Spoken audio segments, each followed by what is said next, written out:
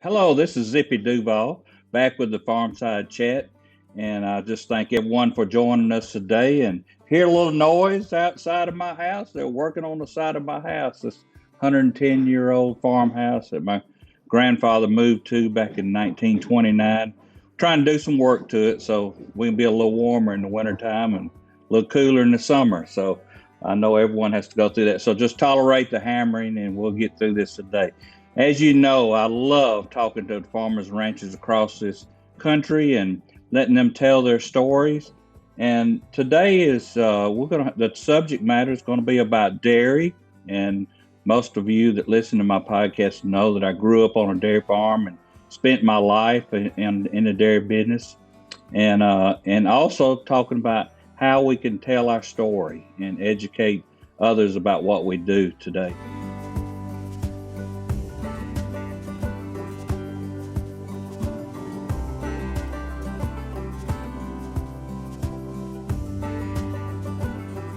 So I have a great young couple from New York, Bret and Johanna Bossard. They're from Hamilton, New York. Let's just start off with Bret and talk about the dairy a little bit because that's what I love to talk about. So, Bret, would you tell us a little bit about the dairy and how it is milking in two different locations? Well, certainly. Glad to be here and having a chat with you this morning. We're a little different makeup here. We're actually four farm families that make up our dairies. It's Barbland and White Eagle Dairies. So actually, not blood family, but the four families. I actually grew up about 3 hours from here, came to college in this part of New York, and did an internship at Barbland Farms quite a few years ago now, and was hired on right out of college and have been here ever since. Became a partner in '08.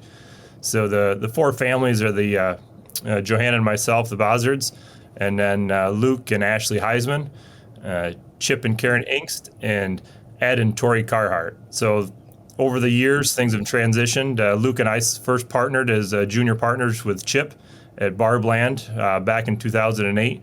And that farm's grown from about 800 cows to about 2,500 cows today, milking cows. And then here a couple years ago, Luke and I had a couple extra hours in our day, I guess we thought. So we've come and partnered again with Ed and Tori Carhart over here in Hamilton to help grow our businesses. And so we've kind of have two herds that form the dairies, but we do all of our cropping together. So it's evolved a lot over the years. So over here in Hamilton, we've got about another 1,500 cows.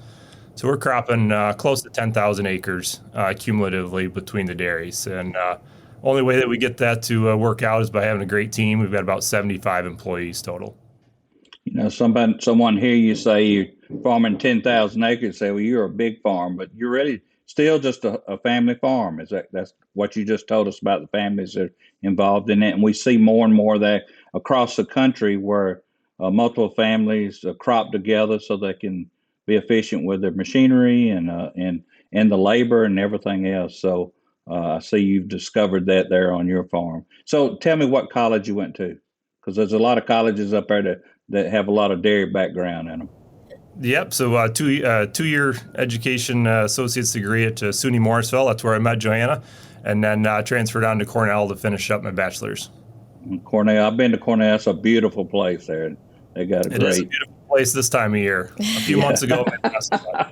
Yeah, I'm sure of that you wouldn't believe this, but I tell a lot of people one of my favorite places that I've got to know since I got this job and traveled is upstate New York because it's absolutely gorgeous in August. Certainly. In August.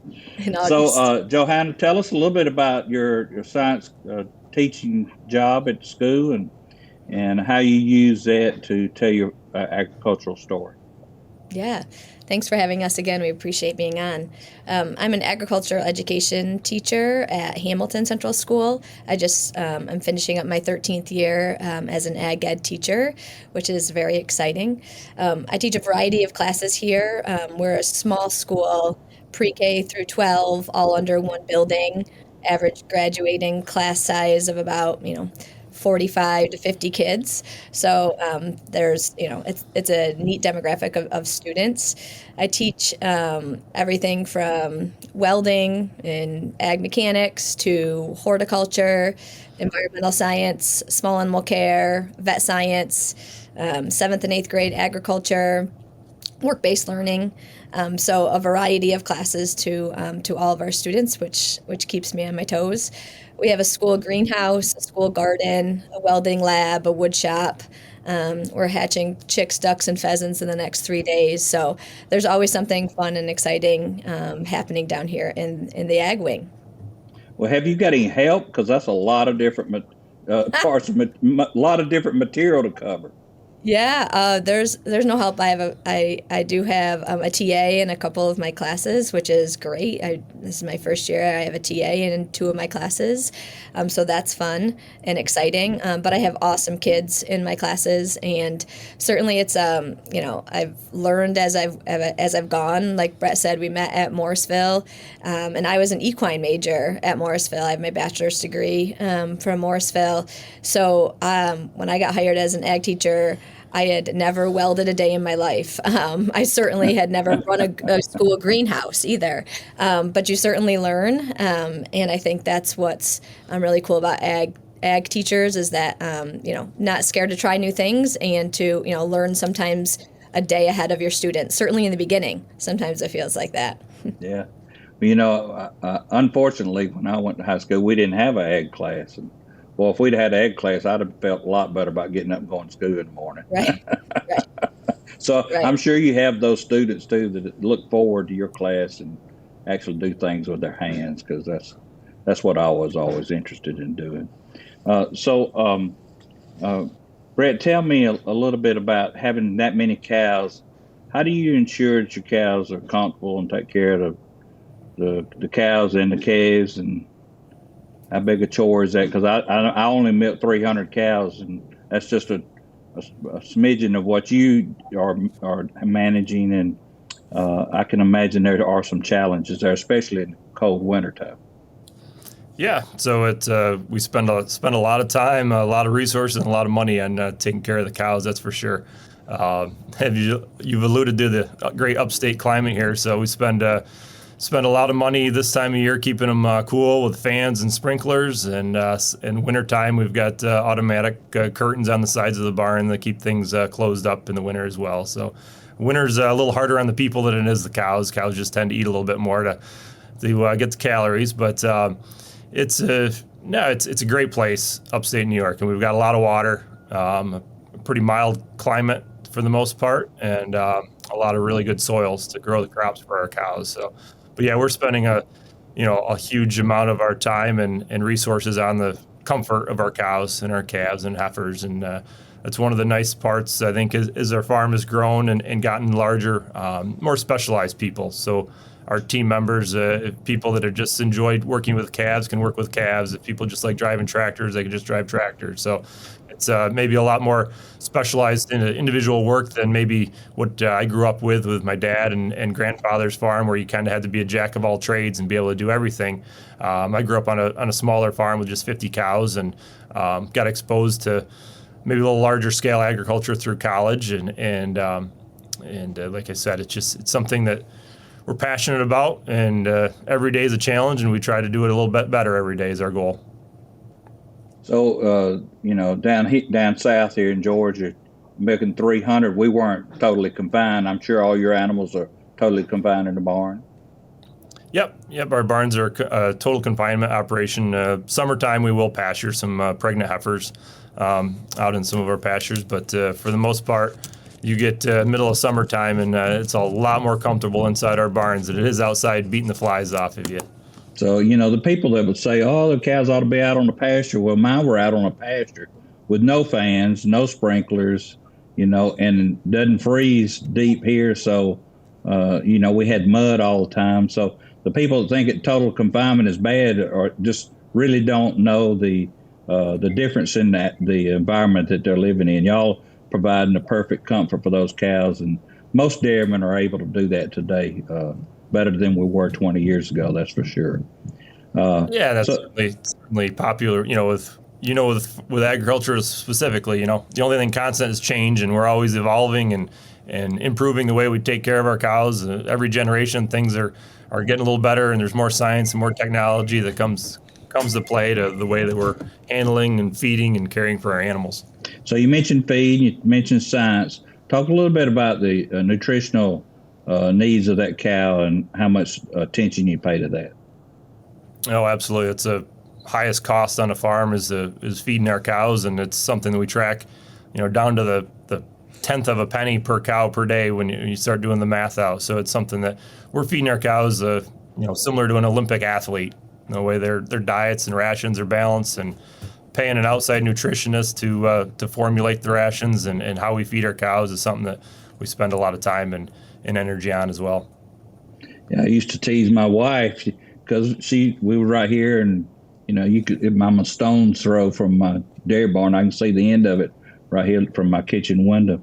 I said, my wife would say, "You take better care of those cows and the chickens as you do us and the children." And sometimes it felt that way because we were always trying to make them comfortable so that they could produce for you, and it was the right thing to do. Johanna, tell me a little bit, being from a rural part of the state and teaching children, do children come to school understanding agriculture since they live in rural America, or do they come there with a big gap, a learning gap there? That's a great question. When I got into ag education 13 years ago, I thought, since we do live in a very rural area, that all kids were going to understand farming, obviously specifically dairy, have a solid understanding. But it's not really the case anymore. Most of my students and many students, around these areas do not come with a strong, agriculture background. They see agriculture, they pass agriculture on their way to school, on the bus, those kind of things, but not really understanding maybe what's happening and why it's happening. So that's what drives me and motivates me every single day is, dispelling those misconceptions about agriculture, and then just opening up the doors to tell my kids about the 300 careers in agriculture and how they can connect their interests to something in the agriculture field.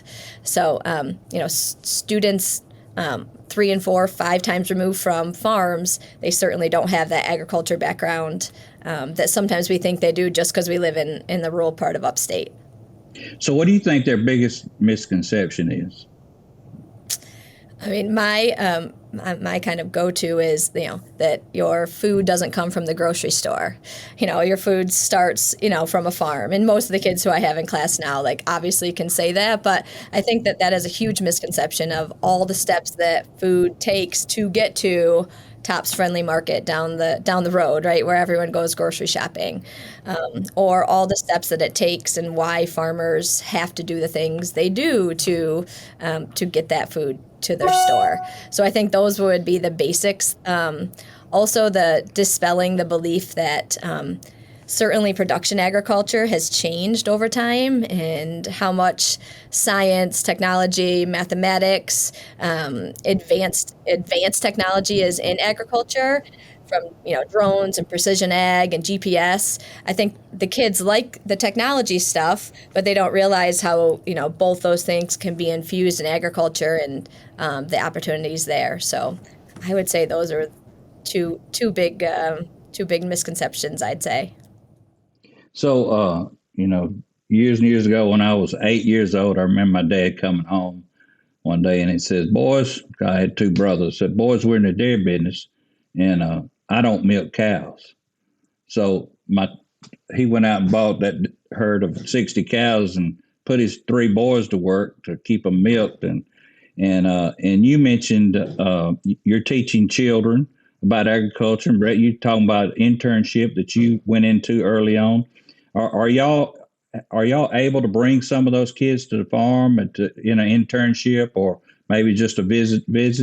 Can tell us a little bit about that opportunity. Yeah, we do quite a bit of every year. Summer, we generally have 1 or 2 interns. Lots of times the interns are coming to us from a connection of somebody we know, and many times the interns have no have never worked on a farm. Maybe they're aspiring to be a veterinarian and have never worked with large animals, or just have ties within ag and never grew up on a farm, wanted the opportunity. And some of those people turn out to be some of our key best employees. Just have that drive within them and desire to learn, and an open mind really that they show up with. And yeah, we do a lot of tours. My wife, during the summertime and throughout the year, open our doors up quite often to tours, school tours, and just individual community groups as well. Every year we take a lot of our sixth grade classes from my school, and our pre-K classes as well.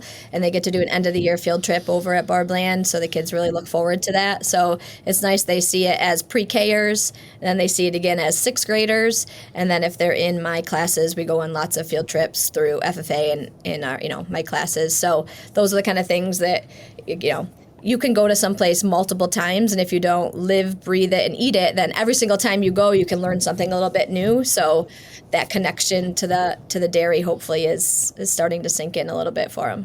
Yeah.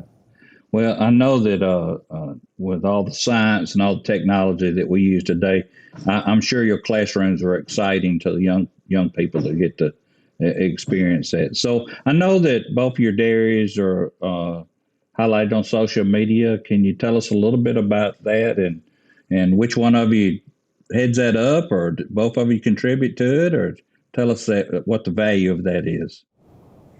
Sure, absolutely. I run our social media accounts through the dairy. So we have an Instagram, a Facebook, and a TikTok account. I started that a while ago, probably 4 or 5 years ago now, really getting more heavily involved in social media, because that's where our kids are at, right? Like our kids are on, Instagram and TikTok, and us old people are on Facebook, and that's where people are getting the majority of their information from.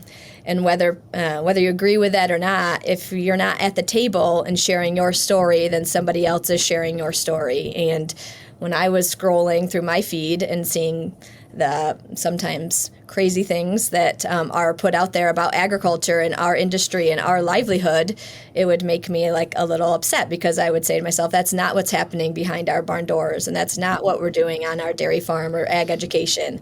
So just started sharing our story a little bit more heavily on social media, and have gotten more and more involved on that aspect of things. And I really think that meeting the consumer where they're at is important for all of us in agriculture, because sometimes I feel as an industry we like to be reactive rather than proactive. And I think having a seat at the table in social media helps us be more proactive to share our story. Bret, are you involved any at all with it? I bet you contribute a picture or so every once in a while. There you go. You got it, Zippy. Yeah. She needs some picture or video once in a while, and I get yelled at if I don't get that. But no, it's been a great thing for the dairies, and we probably didn't realize it starting off, but just the community support has helped a lot. I mean, like we've mentioned here already, that all of our neighbors are disconnected from agriculture, and there's fewer and fewer farmers. So just that, getting our neighbors to see what's going on, and they see a tractor out in the field, but explaining, and for them to realize what it is, it just it gets them more connected to what we are doing, the reasons that we're doing things the way we are, and we don't, we're pretty open about things. There's not a right or a wrong way to farm. There's just different people, and every driveway does things a little different, and just being transparent and open on the processes that we use and why. Well, I understand that, because my staff at work says, you go home on the weekend, take some pictures for us of the animals. Well, I'm kind of like you, Bret. When I'm on the farm, I'm not thinking about taking a picture. I'm trying to get it done. So. No. Exactly.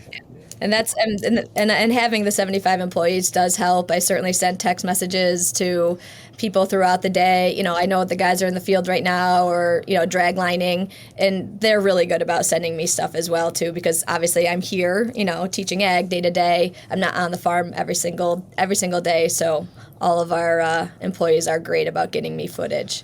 They're probably better than I am. They are way better. Yeah. They're way better than him. Yeah. Well, they're probably not thinking about what's got to be done next, like you are, Bret. So, in Washington, D.C. or all around the country, our society is talking a lot about sustainability and climate, and it really comes second nature to all us in agriculture. I mean, we've been doing this for years, whether it be in the name of climate or sustainability or conservation, and it's not something that we go out every day trying to think about what we're going to do. It's just what we do every day, and it just comes natural. So, talk to us a little bit about sustainability on y'all's farms. Yeah, so like you say, it's kind of the new buzzword, or maybe sustainability is the old buzzword, and carbon's the new buzzword. But Right. yeah, a lot of that's just marketing. But like you alluded to, farmers are the initial, people are, we've been farming for thousands of years and evolving with technology and science and developments and things, and it is a more and more important. I don't know if it's any more important, but it's certainly a crucial part of our farming practices, and the evolution of those over the years of, around this part of the country, the moldboard plows are about extinct, and there's more and more minimal tillage going on, and cover cropping, just lots and lots of things that are helping to back up that there is science behind some of these claims, and the proof that, and if these things do actually work, then the adaptation on a farm certainly happens quickly. The healthier the soil, the better the crop, the greater the returns, and the better the margins for the farm. So it's something it's a win-win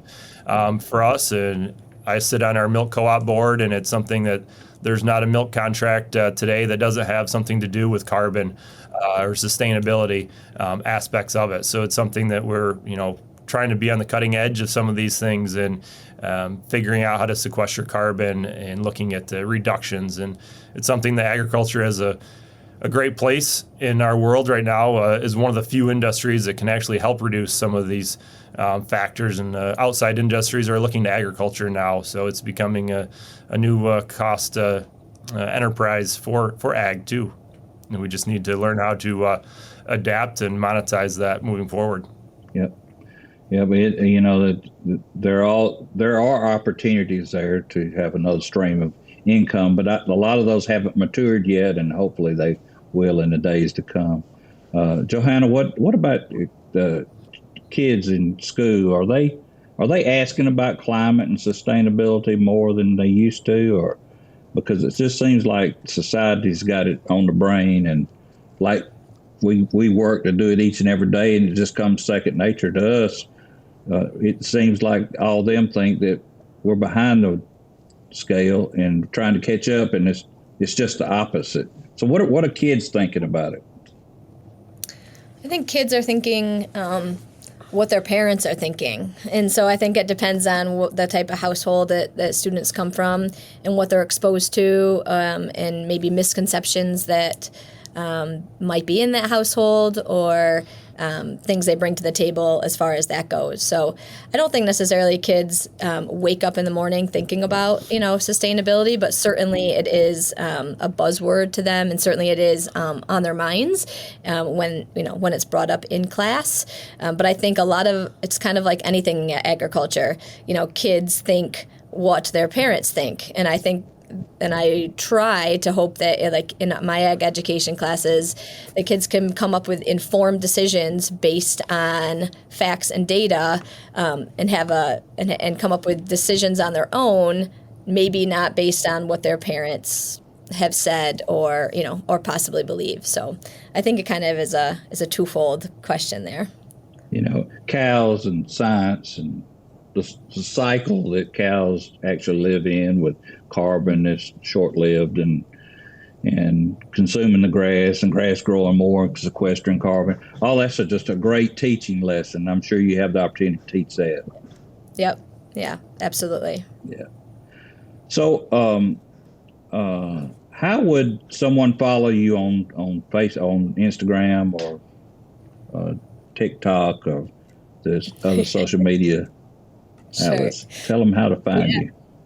So our Instagram handle is Barb Land and White Eagle Dairy. Our Facebook handle is the same, Barb Land and White Eagle Dairy, and it's the same on TikTok as well. I'll have to go watch. Make sure you tune in. I will. Anything else, Brett, you'd like to say about dairy industry? Certainly, absolutely. I mean, and that's great. And it's we like answering questions. You certainly know Zippy coming from a farm, and specifically that we're to the grind. Farming is 24/7, 365 days a year, and most of us don't take time to stop and talk to our neighbors outside of the farming community. So that is one positive aspect of social media. It gives us a face for great people. My wife that works hard to help put the positive face and light on of our industry. But just the people that don't have those direct ties, reach out and ask. All of us are willing. Any farmer is going to take a minute to answer your question. So I guess my message to those urban listeners is just ask. If you have a question, if something doesn't make sense to you, just reach out and ask. There's plenty of farmers on social media. If you're driving by places that just reach out and ask. A farmer would love the opportunity to discuss things with you. Johanna, what anything else you'd like to answer about or say about the kids? Because I know you'd like to put a boost in for ag education in high school and in our grade schools. Absolutely.